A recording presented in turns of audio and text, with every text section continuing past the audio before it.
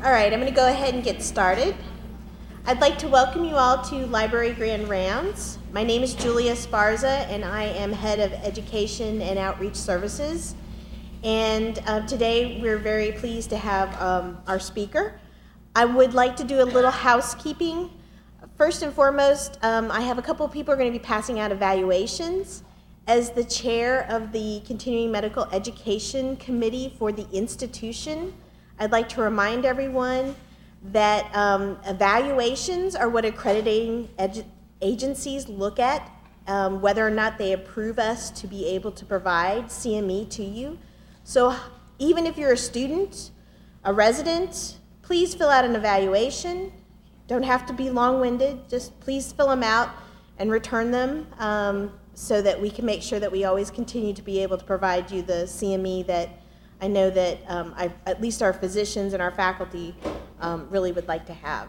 And so I have two people who are going to be helping pass those out in just a second.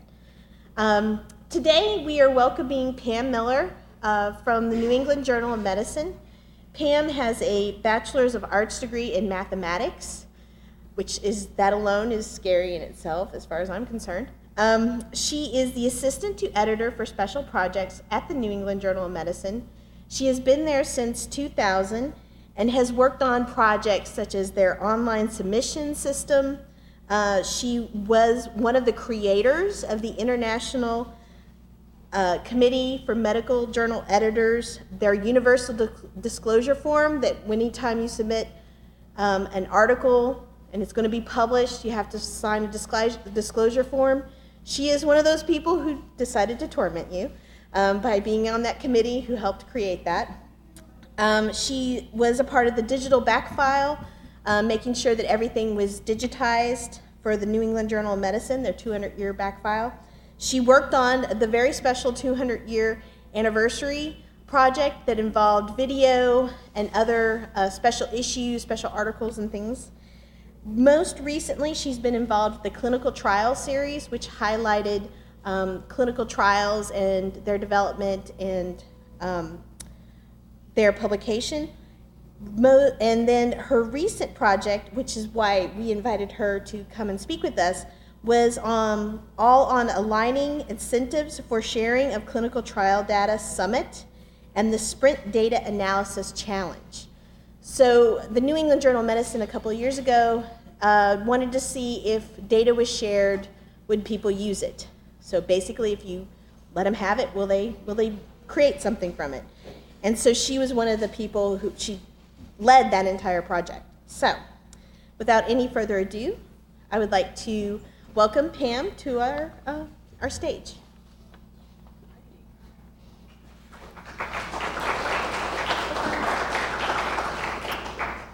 My thanks to Julie for inviting me and for all of you for having me. We'll start off with the disclosure. I'm a full-time employee of the Massachusetts Medical Society. They own and operate the New England Journal of Medicine, which is what I work on full-time. And to go with the disclosure comes a disclaimer, which is I want to make it clear that all opinions hereby expressed are my own and not to be taken as official policy of the New England Journal of Medicine unless otherwise stated. And we'll get there and I'll actually tell you that we've reached official policy. So, data. In the not so old days, and that would be, 20, 25 years ago, you would do a study, clinical study, research study, any kind of study, and you would gather your data. You would analyze your data, write your paper, send it to the journal. And the journal would print your manuscript, print your article, and whoever subscribed to the journal might read it if they happened to get it that week or that month, and it would end up here in the library. Sure, Medline was around a little bit. I think Medline came online for people to actually search sometime in the 90s. I'm not exactly sure. But, only people who were doing actual literature searches, searching back through reference lists, would actually get to your article. And data used to look like this. And to some extent, they still do, particularly if you're doing a clinical trial, all in consent forms are in paper, and some clinical study things are in paper, and that kind of thing. But by and large, today, data look like this. And there are many, many more eyeballs, many more people looking at each piece of scientific work. And with more people looking at your work comes a lot more questions. And you need to be able to defend the work that you've done and know where your data are, be able to answer questions about it, and defend what you've been doing. So let me tell you a story. We published this paper in the New England Journal of Paper, that's editorial office, published this paper in 2011.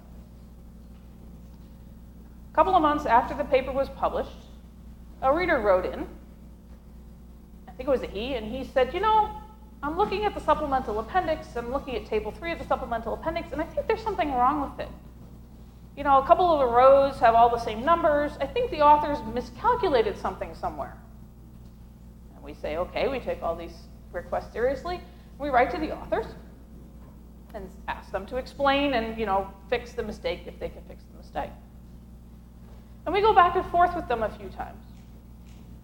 And eventually the story that we get is that, author A had this part of the data, and author B had this part of the data, and author C had this part of the data, and authors A and B have left the country and they've gone off to somewhere else. So as a result, they don't have their data, and we had to retract this paper. The primary data could not be located. Paper must be retracted. So the moral of the story is you need to know where your data are. You need to keep it all in one place. You need to know where it is. And when you start putting out a call for stories like this, which I sort of emailed a couple of editors of other journals I know, these stories come along a lot. In fact, if you go to Retraction Watch, which is a place that covers retractions of papers, and you type in lost data, a lot of things pop up. People have to retract their papers because they can't find their data. So here's another story. I think is kind of amusing, but the difference in wording. But inability to validate primary data sources basically means I can't find my data. And what had happened here was when there was a misconduct investigation at this author's institution, and they'd had to retract several papers, and they got to this one, and she couldn't, I think this was a she, as I got the story from the editor, couldn't produce the data. Well, the reason for that is that back when she'd submitted the paper to this particular journal, in the peer review process, as they often do, their statisticians had wanted to reproduce some of the analyses. So they asked her to send the data, and she sent them the data, and they reproduced the analyses, everything was fine, they published the paper. Well, she'd sent them her only copy of the data. And the moral of the story is, not only do you need to know where your data are, but you need to back them up, either in paper or in electronic format. And in case you think this can never happen to you, even though we've all had experiences with your hard drive crashed and oh shoot, I lost it, and this kind of stuff, about once a year we get a phone call in our editorial offices and an author says to us, "Hi, could you send me a copy of my paper? Like the one that we rejected 6 months ago, that they now want to submit someplace else, but they can't find it. And if we happen to have it, we keep them for a year, so we might have it. We'll ship it to them, and inside we're thinking, you had 20 authors? This is your only, you don't have paper? Like, what were you guys thinking?" But in any case, they obviously, their hard drive crashed, something happened, they don't have their data. So I want to put in a plug for you're going to keep your data, you're going to back up your data, that you need to keep it securely. It needs to be secure. Particularly if you're doing clinical research, right? Regulations require this. And so data need to be kept securely and they need to be kept private. And I'll talk a little bit more about privacy a little later on. But the institution can help you with this. You know, they can provide guidance and help and backing stuff up. And you should take advantage of that. Now that we've said you have to keep all your data, raises the questions of how long do you need to keep it? And the answer to this actually is that nobody knows. There are some regulatory requirements. The National Institutes of Health official data retention policy says that you must keep all data records until 3 years after you publish. After you finish the study, not after you publish. If you use HIPAA protected records, that law says that 6 years. If you're working on an investigational drug or entity, device, drug, whatever it is, the FDA requires that you keep all records, signed consent forms, everything, anything that you might have relating to this entity, until 2 years after it's approved. Now, a lot of these actually aren't really long enough for science. You know, we expect these days, you read a paper that's 8 years old and you sort of go, this doesn't make any sense, can somebody tell me about this? And you expect to be able to go back to this person and ask. And so you really have to keep stuff for a very long time. I was at a meeting last week and the CMO of Johnson & Johnson said that they're actually keeping all records of all trials that they do for somewhere between 50 and 100 years. She didn't actually tell us the basis of what regulation this was, but that's what they're actually doing. And our editor-in-chief, who worked on anti-leukotriene therapy back in he did basic science in the 80s and the clinical trials in the 90s, he still has all his lab notebooks in a box in his attic because he's like, I don't know how long you're supposed to keep this stuff. Institutions do have policies. Johns Hopkins, their policy for their investigators is that you have to keep data for 5 years after you publish the paper. Rutgers, University of New Jersey, says you have to keep it forever. I don't know what forever means, but there isn't really an actual consensus on this. So once you get questions, you need to actually be able to reproduce what you've done. You've got your data, you need to be able to reproduce it when somebody comes around to ask questions about it. Most statisticians I know complain that they get to hang out in the basement and they never see the light of day because the doctors see the patients and the statisticians hang out and crunch numbers. But one of our statisticians told me a story.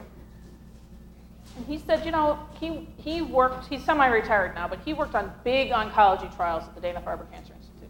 And he said, you know, if I had to go back to a trial from 5-7 years ago, and I had to reanalyze it, it would be really, really hard. Because when you analyze data, statisticians are not clinical investigators, you make all sorts of assumptions.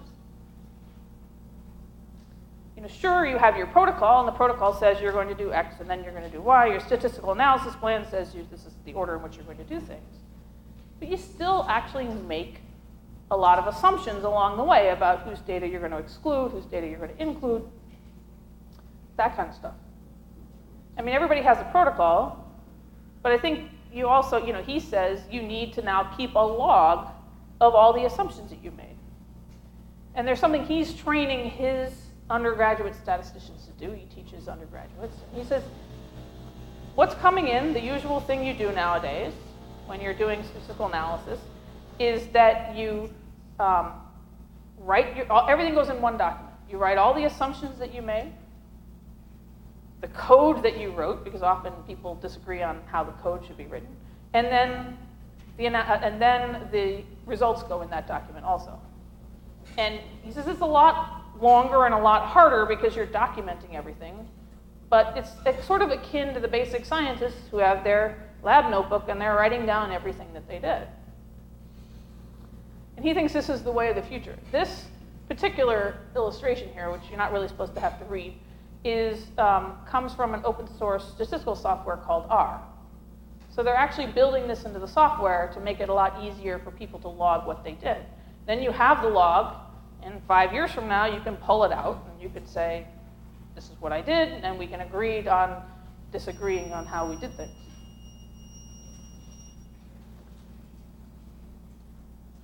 So now we're going to segue from reproducing your own work to sharing your data and allowing other people to reproduce the work. Oops. There's a long history of sharing data in the physical sciences. The astronomers, the geologists, they've been doing this for a long time. They know how. The geneticists, they've been sharing data also. They usually put it in a repository, and they've figured this all out. Now, the clinicians, the clinical investigators, people I work with, we don't have that kind of tradition. But it's coming down the pike. There's a groundswell of we want everybody to share their data, even clinical trial data. Everybody's going to do this. And this is actually being driven by the funders so far. This bus, their funders are driving the bus. And the most militant of this group of funders is just the Bill and Melinda Gates Foundation. If you take money from the Bill and Melinda Gates Foundation to do your study, regardless of whether it's basic science or clinical science, on the day that you publish your paper, your results, all data must be made available to anybody who wants it. And all the data, your entire data set, not even just the data underlying the figures and tables, because data sharing is not an all or nothing thing. You can share parts of it or not parts of it. They're the most militant. They're building a repository to actually make this possible for their investigators. The Wellcome Trust, they're the British, sort of the British version of the Bill and Melinda Gates Foundation, also have the same policy, except that they allow for an embargo period. So you can keep exclusivity of your data for a year, and then after that, it must be made available. Not specified how. Novartis, the pharmaceutical companies, they're making data sets available, actually. They're sort of going along with the flow, somewhat better than a lot of government-funded stuff. And a special word about the NIH data sharing policy. So the current data sharing policy of the National Institutes of Health, they fund you, is that if you apply for a grant for more than $500,000 in direct costs in any given year, you must submit with your application a data sharing plan or an explanation about why you can't share your data. And that's all it says. That's been in existence for a long time, I think 15 plus years. Now the institutes, individual institutes, have their own policies.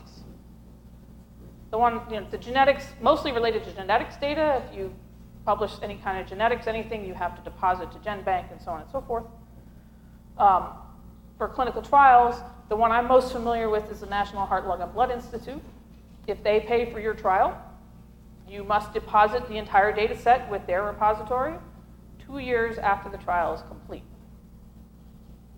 The National Institutes of Allergy and Infectious Disease, their immune tolerance network is required to make their data sets available. What's happening is, with the NIH, is last year at this time, Mike Lauer stood up at a meeting I was at, our summit on data sharing. He works in the office of the director, and he said, we are formulating a new data sharing policy. And it will be out for public comment this summer. That would be last summer. So they're not exactly moving along with this. But the word on the street is that their new data sharing policy will be out this June for public comment, and they will issue a final policy sometime in October. It's widely expected, although nobody knows and nobody's actually saying, but it's widely expected that they will mandate sharing data in some form. It's not clear whether it'll just be basic science data. It's not clear whether it'll just be like numbers in a data set, or whether you also have to share, clinical study forms, whether you have to share imaging for basic science, how much you have to share reagents. We don't know any of that. But it's believed pretty much that they're going to mandate it in some form, or yet to be determined.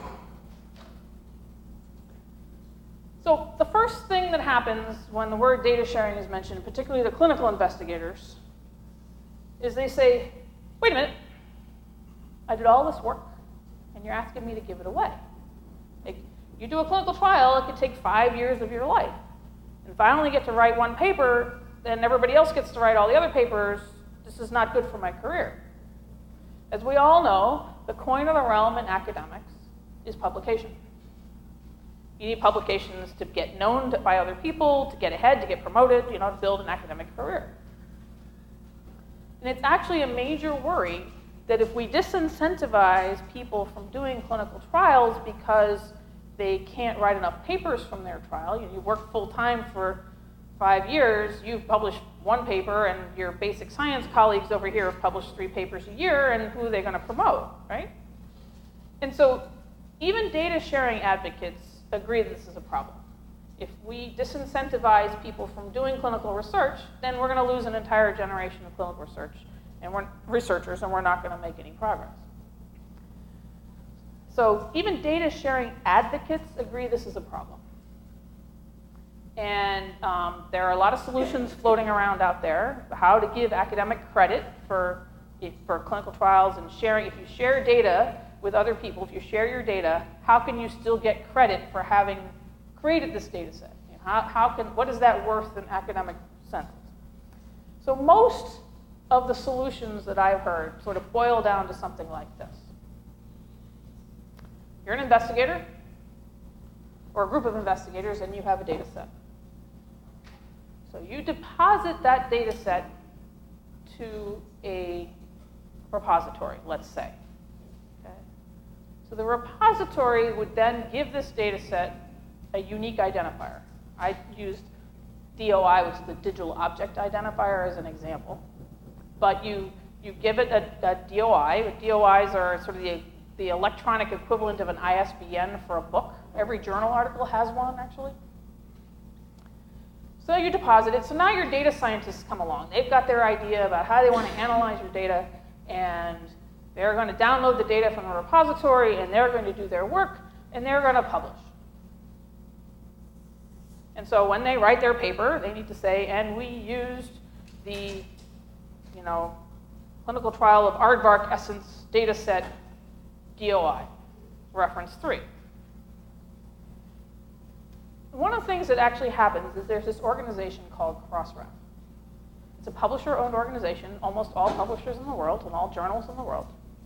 And whenever we publish an article, we send them data about each article. And that includes the reference list.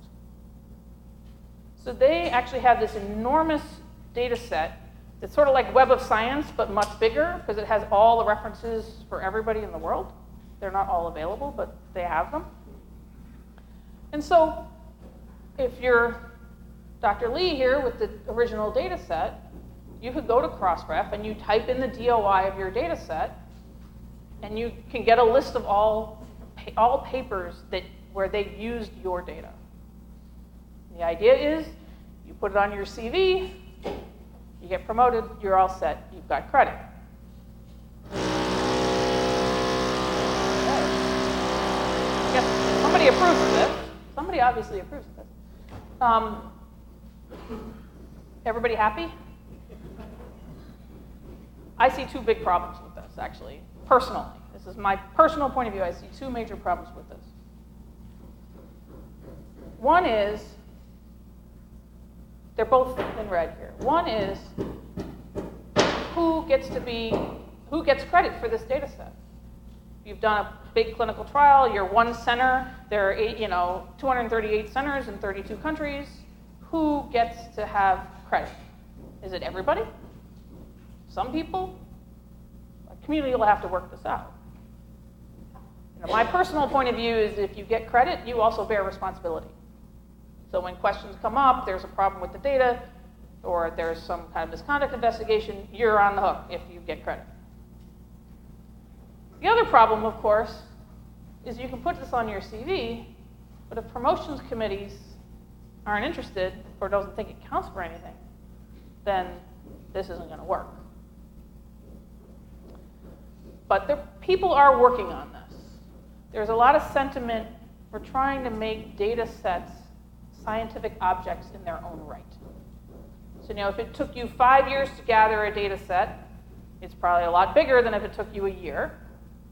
And that you should sort of accrue more credit, a promotional credit, or more acknowledgement of the work that you did, the more work that it actually took. I don't know how long it's going to take to get there, but there are a lot of people thinking about this. The AAU, the people who sort of govern promotions and govern universities, and they're trying to work this out. Because it doesn't just apply to clinical trials, it applies to all sorts of other kinds of non-traditional academic outputs. Computer science professors, for instance, right? They might publish some papers, but mostly they write software or they write code, and that's not a paper, it's something else. How does that count? So we're going to sort of come along to that. Let's see, where am I here? So there are two other major issues around sharing data. One is who's paying. Money is a big problem. When you have to prepare data sets for publication, you have to run repositories, you have to do all sorts of other stuff. Right now, the funders are paying. And they're very happy to do so. The other problem, of course, is infrastructure. If everybody's going to deposit their data set, because you have your data set, if you have to share it, you have to deal with each individual request that comes in. Nobody really wants to do that. It's a lot of work. Postdoc isn't working here anymore. Residents have moved on. Then, as long as you can put it someplace, an intermediary, but those places have to exist. And they do. So these are repositories. The NIH has a whole bunch. Project DataSphere is the NCI and a whole bunch of pharmaceutical companies.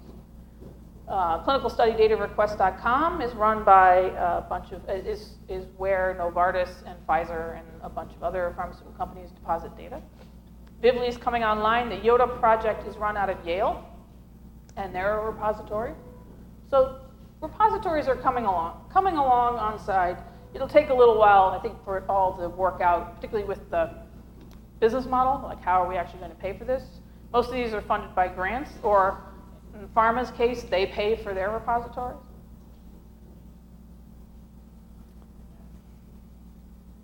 So if you're going to send clinical data to a repository, you have to de-identify your data set. So this is a privacy issue I talked about before. You'll most likely need to de-identify the personal data. The two sort of laws and regulations that, laws and associated regulations that this applies to are HIPAA and the Common Rule. I called up a lawyer friend of mine and said, so it's obvious to me that you have to de-identify data sets, and what law applies? And she said, it's complicated. That apparently HIPAA, the way it's written, says what you are allowed to do with personally identifiable data. So the presumption is that if you're doing something that isn't one of the things that they allow, then you must de-identify. And it's not quite as easy as it sounds. The one major governing document, according to the Common Rule, is what the research subjects agreed to. You have personal data. So it's what's in the consent form. If you write a consent form that says, when we're done with this study, we're going to put everything in the repository, including your name, date of birth, and your zip code, and the research subject signs it, then you can do it. I have yet to see a consent form where anybody actually does that, because most consent forms say that if we're going to share your data, we promise that nobody can trace it back to you, and so on and so forth, which means anonymizing it. But there are, nobody has to sort of work through this themselves. There are lawyers, research administrations, IRBs, they can help with the regulations. But de-identifying data sets isn't just stripping out everybody's name and putting in a code, or stripping out their age, or what, because usually you need those kinds of things. You need to be sure that you can't re-identify individual patients. So, for instance, this is just for instance, you're doing some sociology study, and you've got a whole bunch of subjects, and you ask, for some reason, you ask them how many children they have, right? And it's a multi-center study, So you've got the study center in the data set, and you have how many children these people have. Well, let's just say that somebody has 8 kids. Somebody with this center has 8 kids. I don't know sort of the demographics of your area, but there probably aren't too many people who have a certain disease who also have 8 children. So as a result, what you do, there are a lot of techniques for this, but what you do with these kinds of data is that you'd look at the curve, and anybody who had, say, more than 4 or more kids, if that was the long tail, you would change all the data in the data set to say 4 or more. So that makes that person less identifiable. Another thing you do is when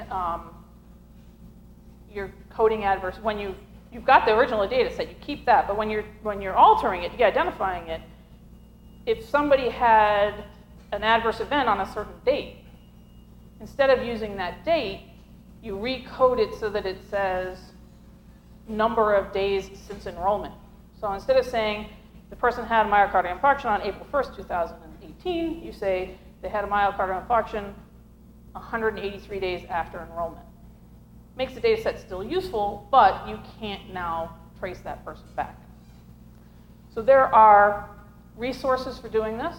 This is the one that I know and have seen used. This is from the NHLBI, and it's their repositories list of all the things you must do if you're going to send the repository a data set. And they will actually check that you did it, but most other repositories will also check. I'm not sure how much of a Wild West there is in depositing at least clinical data to these things, but this is one place that you can do that. So I work for a journal, and the journals care about this too, about data sharing. In specific, the International Committee of Journal Editors, the ICMJE. They're the people who brought us the definition of authorship, the people who brought us the requirement that you have to register your clinical trial. And we all I think a lot of people think of them as this monolith, this group of journals, and they're going to tell you how it should be. But in fact, they're not. It's a group of people. It's this group of people. And they meet once a year and discuss items of mutual interest. So in October of 2015, they got together to talk about data sharing. And they sort of had a long discussion, and they floated a proposal. In January of 2016, they floated a proposal. And their proposal was that data underlying, if you were going to publish in an ICMJE journal, that data underlying the figures and tables in your manuscript should be made available 6 months after publication. And they asked for comments. This was their comment form, 2016. They asked for comments on 4 areas. Should it be individual patient data or summary data good enough? Is 6 months the right amount of time? What about just registering a data sharing plan? Or, that's the fourth one here, ideas on how to provide academic credit. It got between 200 and 300 comments. They met, broke into groups, parsed the whole thing out, got back together in November of 2016, and realized that they had to go back to the drawing board. So I've been to one of their meetings. We hosted it in 2012, and I can tell you that you put 13 alpha dogs, each of whom run their own general medical journal, you put them all in a room, they don't agree on much. And they had journals over here, right, who say, all data should be made available immediately upon publication, no exceptions. And you have journals all the way over here on this side of the same frame who say, I'm not going to require anything of anybody because my authors are going to go to someplace else. And this whole room in between. So after about a day of discussion, a full day, I got this from my editor-in-chief, who's a member of this committee. He's like, something like this. They did find one thing they could agree on. And so here we go with actual journal policy. This is the journal policy stated, the International Committee of Medical Journal Editors policy stated in June 5th of 2017. So if you are going to submit a clinical trial to an ICMJE journal, after July 1st of this year, that's 10 weeks from now, you must provide a data sharing statement. And that statement needs to say with whom you're going to share your data, what data are you going to share, when are you going to share it, how are you going to share it, and are there any restrictions on analyses and thus and such and so forth. I should probably stop here to tell you that the ICMJE, repeat the ICMJE definition of a clinical trial. Let me read it off my notes so I don't mess this up. Is any research project that prospectively assigns people to an intervention to study the relationship between a health intervention and a health outcome. It's pretty close to the new NIH definition. The NIH, I think, sort of took their definition from these folks. NIH substitute health outcome with biomedical or behavioral outcome. So anyway, if you're publishing this, you must provide this with your paper. And if you're starting a clinical trial, after January 1st of 2019, when you register your trial, you must register a data sharing plan. This screenshot is from clinicaltrials.gov. This has been live for several months, so you can actually register your data sharing plan now if you wish. So we'll talk a little bit about examples of a data sharing plan. So I am not sharing my data with anybody at any time for any purpose ever is a data sharing plan. Here's my spreadsheet. It's out on the web. I publish it with the paper. Anybody can download it and do whatever they want with it. That's also a data sharing plan. And there are all sorts of plans in between. You know, it could be that we will make the data underlying the figures and tables of this manuscript available 2 years from now, and it will be available until 5 years from now by emailing the corresponding author, and you must be a legitimate researcher, and you have to provide the plan of what you're going to do with our data. That's a data sharing plan. Okay. So how this is going to work in practice for journals who have requirements around data sharing is that they will decide, each journal will decide for itself what constitutes a data sharing plan, like acceptable one. So PLOS, who says that data must be made available, you can't send them a data sharing plan that says, I am not sharing my data no matter what, and they won't accept your paper. Or they won't even allow you to do that to submit your paper. Other journals will decide what they think is acceptable. Okay? So I'm going to stop here, but I'll answer the first question that somebody's going to ask me about this, which is that the New England Journal of Medicine does not, at this time, have any restrictions on data sharing plans. There you go, journal policy. You can send us a data sharing plan that says I am not sharing my data or I cannot share my data. Often cannot is actually the issue, not will not. And we will take that, we will still review your paper, we will still publish your paper, and we will publish that statement along with it. So these data sharing statements are going to be published, by the way, along with all the journal articles. So there you have it. Questions?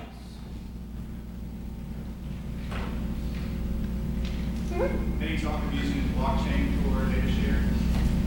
I think some people have. I don't know a lot about it myself. There's been some chatter in one of the publisher forums about how to use blockchain to make this happen, but nobody seems to have an answer that I know of. I think it's a technology that not a lot of people know how to use.